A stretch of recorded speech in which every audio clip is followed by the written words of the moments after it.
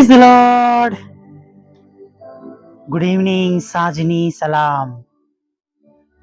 પ્રભુ ઈસુ તમને બધાને પુષ્કળ આશીર્વાદથી ભરપૂર કરો.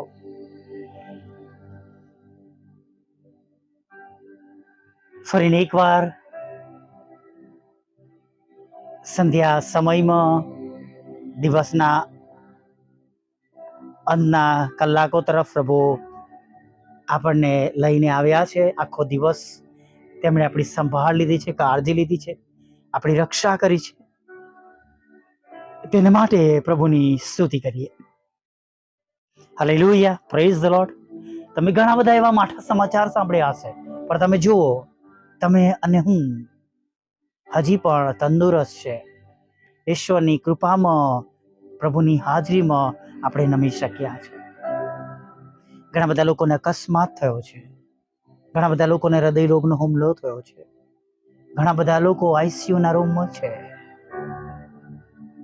ઘણા બધા લોકો તેમના બિઝનેસના લીધે, જોબના લીધે, તેમના બાળકોના લીધે, કુટુંબના લીધે, પરિવારોના લીધે દુઃખી છે, હતાશ છે, નિરાશ છે. પણ આપણે ફરીવાર સંધ્યા સમયે આપણા પરિવાર સાથે ઈશ્વરની આગળ નમી શક્યા છે.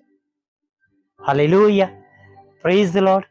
આપણે સંપૂર્ણ રીતે તંદુરસ્ત છે, તેના માટે પ્રભુની સ્તુતિ કરીએ.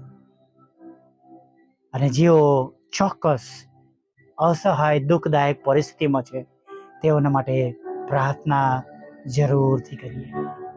જે આશીર્વાદો આપણને મળ્યા છે અને જે આશીર્વાદો બીજા પાસે નથી, જે આપણને મળ્યા છે, તેના માટે આપણે ખચિત પ્રાર્થના કરવી જોઈએ.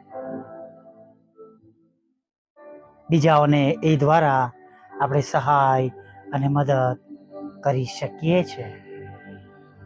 Praise the lord. હાલેલુયા.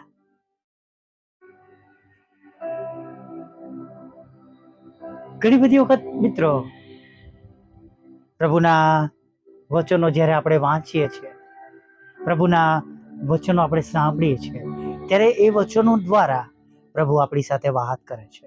જેમ આપણી પાસે આ માસનું વચન છે, બીતો નહીં, બીતી નહીં, ગભરાઈશ નહીં, દુઃખી ના થઈશ, હતાશ ના થઈશ. અને એમાં એક આજ્ઞા પણ છે, એક કમાન્ડ છે, પણ છે, પ્રોમિસ પણ છે,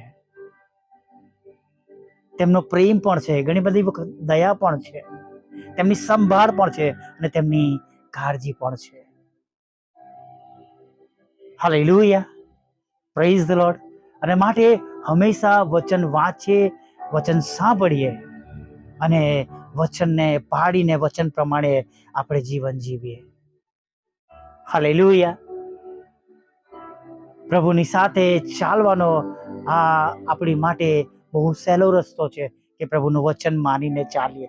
ચોક્કસ પરિસ્થિતિઓ આપણી સમક્ષ વિપરીત આવશે, મુશ્કેલીઓ, દુઃખો, તકલીફો અને ઘણા બધા એવા શબ્દો આપણે કહી શકીએ કે રોડા પણ અંદર નાખવામાં આવશે, આપણને રોકવામાં પણ આવશે, પણ આપણે તટસ્થ રહીને, પ્રભુના પક્ષમાં રહીને, પ્રભુની પાછળ આપણે ચાલીએ. Hallelujah, praise the lord.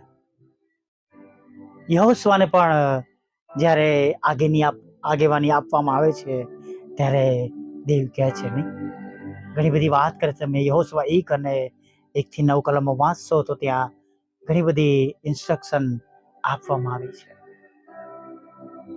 ઘણા બધા નિર્દેશનો છે. બળવાન થા, હિંમતવાન થા. પ્રોમિસ આપવામાં આવી છે, હું તને તજીશ નહીં, હું તને મૂકી દઈશ નહીં. હાલેલુયા. અને આજે પણ આપણા માટે એ વચનો આશીર્વાદ રૂપ છે, આશીર્વાદનું કારણ છે. અને જ્યારે જ્યારે આપણે વચનો પર ભરોસો કરીને આગળ વધીએ છીએ, ત્યારે ગમે તેવા મોટા મોટા પ્રશ્નો હોય, એમાંથી આપણને રસ્તો મળે છે.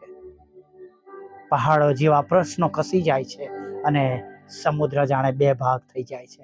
આપણે માટે રસ્તો મળે છે. જ્યાં કોઈ માર્ગ નથી, ત્યાંથી આપણને માર્ગ મળે છે. હાલેલુયા. અને સાચે જ આપણી પાસે જ એવા ઈશ્વર છે, એવા જીવતા ઈશ્વર છે, જે અશક્યને શક્યતામાં બદલી નાખે છે. હાલેલુયા. Praise the lord. અને માટે હંમેશા એવા આપણા ઈશ્વરને આપણે ઈમાનદાર રહીએ, શુદ્ધ રહીએ, પવિત્ર રહીએ. થોડી જગતની બાબતો મેળવવાને માટે, થોડી જગતની લાલચો માટે, અથવા થોડી પળના આનંદો માટે આપણે શા માટે આપણા પ્રભુની સાથે આપણે અલગ થઈએ એવા કામો કરીએ? કદાચ એ દારૂ થોડી વાર માટે આનંદ આપતો હશે, એ ખરાબ સંબંધો થોડી વાર માટે જગત પ્રમાણે સંતોષકારક લાગતો હશે, પણ એ પ્રભુથી દૂર લઈ જાય છે. અપવિત્રતા, વ્યભિચાર આપણા જીવનને નષ્ટ કરે છે, પાપના માર્ગ પર, નાશના માર્ગ પર આપણને લઈને જાય છે. જગતની લાલચ આપણને પાપ કરાવે છે, ચોરી કરાવે છે, ઝઘડો કરાવે છે, અનીતિ કરાવે છે. જગતની લાલચ જમીનની, પૈસાની, ઘરેણાની, કપડાની, કોઈક એવી બાબતોને માટે, નોકરી માટે પણ ઘણી બધી વખત એવી ઘણી બધી ખરાબ બાબતો બનતી હોય છે.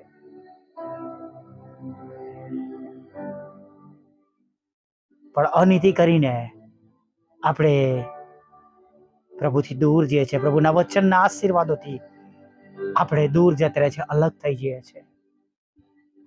જગતના થોડા સમયના જીવનને માટે આપણે એ બધું અપનાવી લઈએ છીએ, આપણી કમ્ફર્ટેબિલિટી આપણે શોધીએ છીએ. જ્યાં જગતમાં માન મળશે એ પ્રમાણે આપણે જીવન જીવીએ છીએ, પણ આપણે ભૂલી જઈએ છીએ કે આપણે બધી બાબતોના કારણે, જગતની બાબતોના કારણે ઈશ્વરથી દૂર જતા રહીએ છીએ. ઘણી વાર કહું છું, પ્રભુ જીવનમાં આવે છે ત્યારે ઘણા બધા લોકો જોવે છે કેવા સુંદર કાર્ય આપણા દ્વારા થાય છે, પણ પ્રભુ જતા રહે છે એની ખબર પડતી નથી. સજાગ બનીએ, એલર્ટ બનીએ. જગતની નકામી ચિંતા, હા ચોક્કસ હું આ શબ્દો વાપરવા માંગુ છું, કેમ કે પ્રભુ તો સ્પષ્ટ કે જો વૈથરું કરનારા, જો આપણે ચિંતા કરતા હોય તો પ્રભુ કહે છે તમને ચિંતા કરવાની તો મેં મના કરી છે.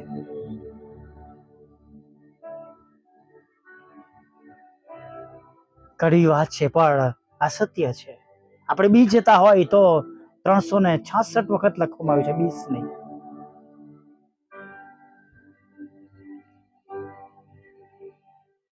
આપણને શોક કરવાની ના પાડી છે તો પણ આપણે શોક કરીએ છીએ. આપણને કહે છે પ્રભુમાં આનંદ કર, સંકટને સમયે મને બૂમ પાડ, મને હાક માર. પ્રભુનું વચન કે છે યહોવા મારો પાળક છે, તેથી મને કશી ખોટ પડશે નહીં. તો મતલબ જો ખોટ પડી રહી છે તો જગતના પ્રમાણે જીવન તો નથી ને. એકવાર તપાસી લઈએ. હા, પ્રભુ જ્યારે આપણી સાથે હોય અને મુશ્કેલીઓ હોય, તકલીફ હોય તો જાણે આપણે તેમની પરખ હેઠળ છે.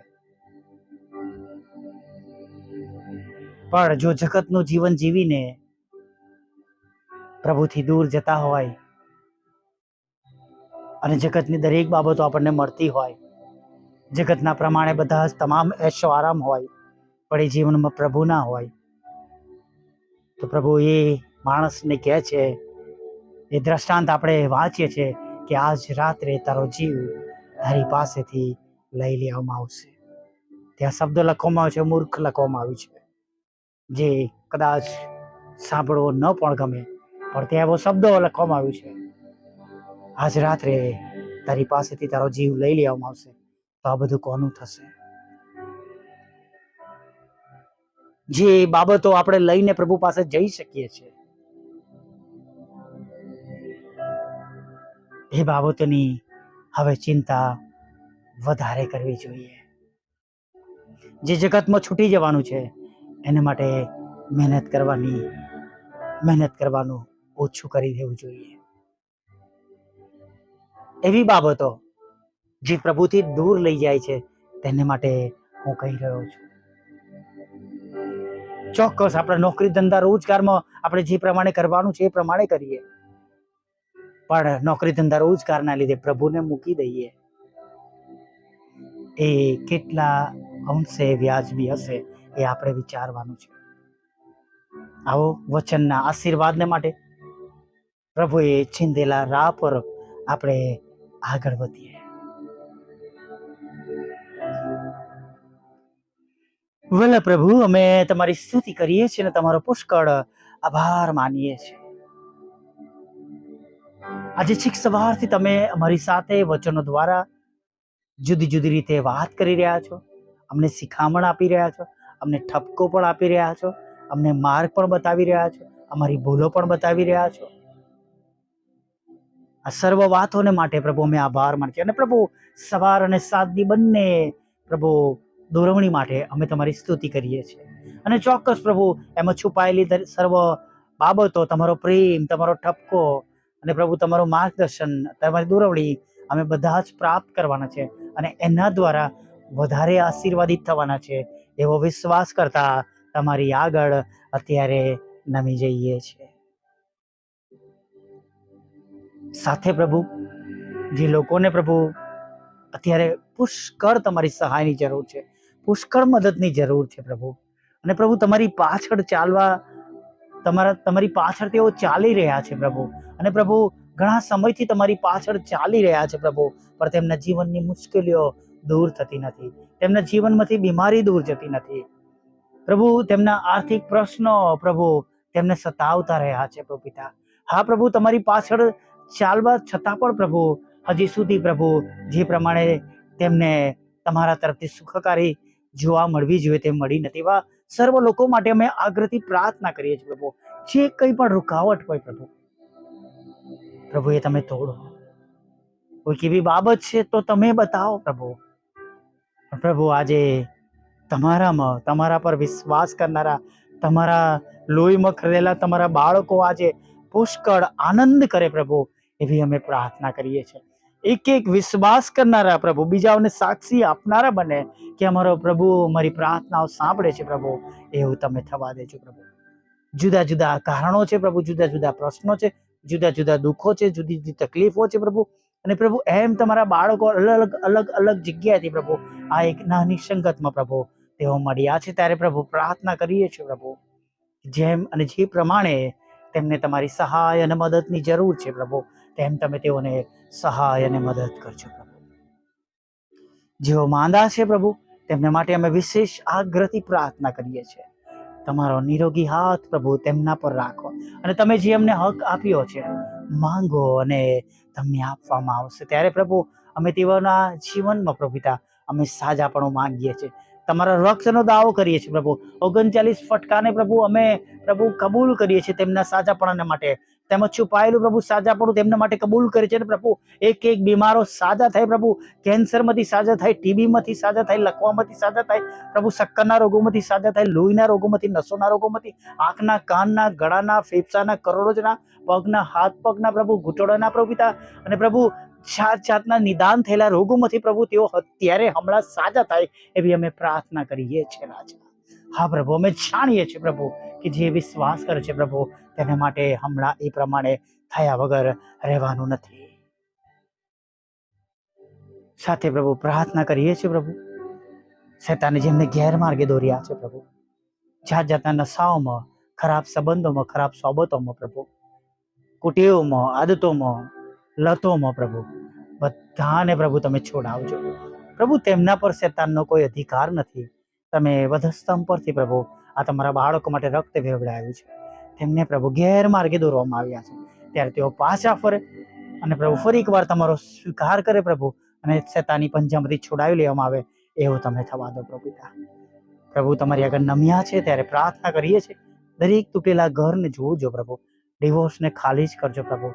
ઘણા બધા ઘરો તૂટી રહ્યા છે, જાત જાતના પ્રશ્નો છે પ્રભુ, કૌટુંબિક સમસ્યા છે, સ્ત્રી અન્ય પુરુષોના પ્રભુ સંબંધોના કારણે પ્રભુ, વ્યભિચારના કારણે ઘરો તૂટી રહ્યા છે, ગરીબીના કારણે પ્રભુ ઘરો તૂટી રહ્યા છે. મદદ કરો પ્રભુ, મદદ કરો, મદદ કરો પ્રભુ, અને એ ઘરો પ્રભુ પાછા ફરીથી બંધાય એવું થવા દેજો. બાળકોને માતા અને પિતાનો પ્રેમ મળે એવું તમે થવા દેજો પ્રભુ પિતા.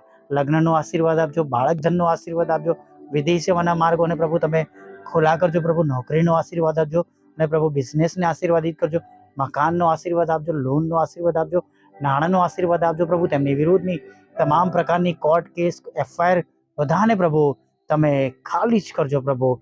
છુટકારો આપજો, છોડાવજો પ્રભુ, એવી પ્રાર્થના કરીએ છીએ પ્રભુ. દિવસ દરમિયાન પ્રભુ જે ભૂલો, ગુનાઓ, પાપો થયા છે પ્રભુ, એને માફ કરજો પ્રભુ પિતા. અને વિશેષ પ્રભુ અત્યારે જ્યારે તમારી સમક્ષ નમ્યા છે ત્યારે પ્રભુ નવો ને તાજો સ્પર્શ આપજો પ્રભુ પિતા. અત્યારની બધી જરૂરિયાત પૂરી પાડજો. ખોરાક, વસ્ત્ર, અન્ન પાણી આપજો પ્રભુ પિતા. રાત્રિમાં મીઠી નિદ્રા આપજો પ્રભુ પિતા. સાંભળનારને આશીર્વાદ આપજો, બીજાને મોકલે તેમને આશીર્વાદ આપજો. મિનિસ્ટ્રીને પણ તમે અને મિનિસ્ટ્રીની ટીમને પણ તમે આશીર્વાદ આપજો. અને જે કોઈ તમારા પર વિશ્વાસ કરે છે પ્રભુ, હમણાં અત્યારે પ્રભુ તેમના માટે આ પ્રાર્થના આશીર્વાદનું કારણ બની જાય એવું થવા દેજો. અને આવતીકાલે સવારે ફરીવાર અમને બધાને તમારું પવિત્ર નામ લેવા માટે તક આપજો એવું માગતા બાપ અમારી પ્રાર્થના પ્રભુ ઈસુના નામમાં સાંભળીને દેવ બાપ માન્ય કરજો. આમીન, આમીન, આમીન.